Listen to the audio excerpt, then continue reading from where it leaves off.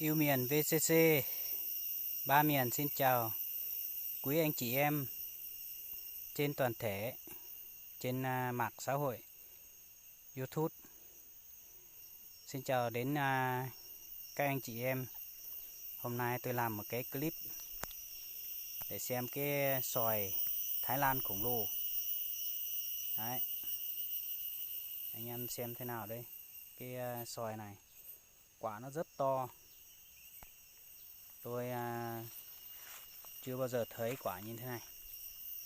Đấy, khổng lồ chưa? Cây dưới kia, cây này này, cái toàn bộ đây là cây này, nhưng mà không phải lần này nhá, hái mấy lần rồi nhá. Nó cây nó tầm đó thôi. Đấy, hái được rất nhiều rồi, nhưng mà tính ra là nó không quả nó không sai lắm, không phải là đạt 100%, nhưng mà chắc tầm cũng quả đạt là nó đậu quả theo cái mùa nó nở hoa ấy, đậu quả tầm khoảng 20% hoặc là 30% gì đó thôi. Nhưng mà quả nó rất to. Nếu mà nó đạt 50% là không biết thế nào, nó quả nó như thế nào rồi, cây nó như thế nào rồi. Quả này rất to. Anh em xem, anh em thấy ưng thì sau này đi hỏi cái xoài Thái Lan. Đấy, xoài to nhất đây này.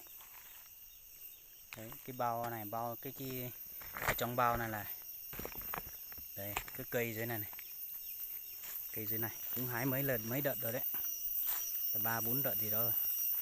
Đấy, cây đó, cây dưới kia nó mới sai nhá. Cây dưới kia là đạt tầm khoảng 30-40%, bữa hái được cả hơn bao nữa. Đấy, cái cây nhỏ thế thôi, nhưng mà nó hái được hơn bao. Anh em sợ chưa? Nó rất nặng, một quả đó là nó khủng luôn.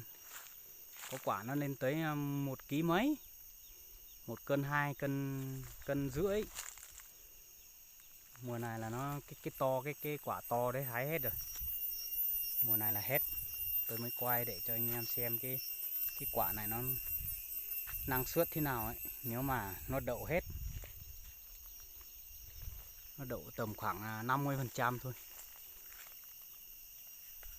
Cái này là năm nay là nợ hoa cũng tầm 40% thôi.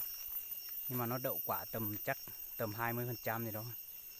Nhưng mà nó được cỡ đó. Mấy cây này hái mấy lần rồi, 2-3 lần 4 lần này rồi. Đây, vừa nãy hái còn sót một quả trên kia.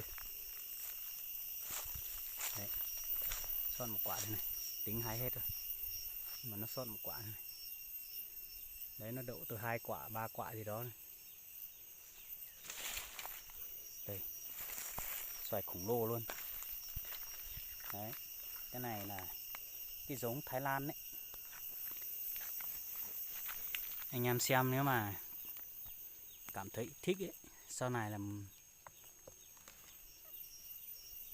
đi kiếm cái giống này để mua để trồng.